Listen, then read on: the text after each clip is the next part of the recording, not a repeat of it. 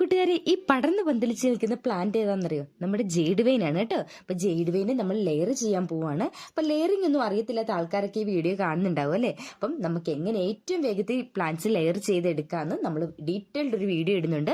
അപ്പൊ ആ video ആവശ്യമുള്ളവരൊക്കെ channel subscribe ചെയ്തേക്കുക. അതുപോലെ തന്നെ നമ്മൾ ഏറ്റവും പ്ലാന്റ്സിന് ഏറ്റവും റേറ്റ് കുറവിലാണ് പ്ലാന്റ്സ് സെയിൽ ചെയ്യുന്നത്.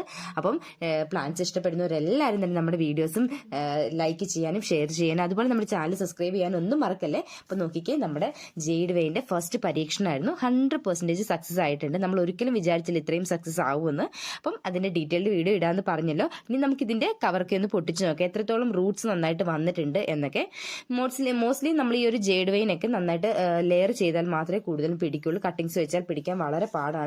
അതുപോലെ തന്നെ മാർക്കറ്റിൽ നല്ല വിലയുള്ളൊരു പ്ലാന്റുമാണ് ജെയ്ഡ് വെയിൻ. അപ്പം നമ്മൾ ഈ ഒരു പ്ലാന്റിനെ മാർക്കറ്റിൽ ഏറ്റവും റേറ്റ് കുറവിൽ നിങ്ങളിലേക്ക് എത്തിക്കാൻ വേണ്ടിയിട്ടാണ് നമ്മൾ സ്വന്തമായിട്ട് നമ്മുടെ ജെയ്ഡ് വെയിന്റെ പ്രൊഡക്ഷൻ തുടങ്ങിയിരിക്കുന്നത്. അപ്പം നമ്മൾ ഇതിന്റെ ലെയറിംഗ് ഒക്കെ ഒന്ന് ഓപ്പൺ ചെയ്തിട്ട്, അതായത് നമ്മൾ ലെയർ ചെയ്ത് വെച്ചേക്കുന്ന ഈ കവറൊക്കെ ഒന്ന് ഓപ്പൺ ചെയ്തിട്ട് നമ്മൾ ഇതിനെ വേറൊരു കവറിലേക്ക് മാറ്റുകയാണ്. അതായത് സെയിൽ ചെയ്യാൻ വേണ്ടി വേറൊരു കവറിലേക്ക് മാറ്റുകയാണ്. അതിനുള്ള പോട്ട് മിക്സ് ആണ് താഴെ ഇരിക്കുന്നത്.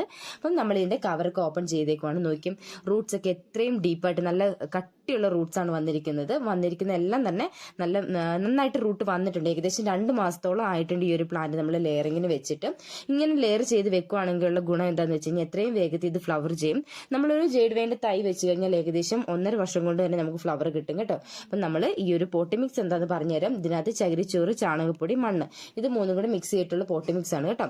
ഇനി നമ്മൾ ഇതിന് നന്നായിട്ട് വെള്ളം ഒഴിച്ചു കൊടുത്തിട്ട് ഇത് സെറ്റ് ചെയ്യാൻ വെക്കുക കേട്ടോ.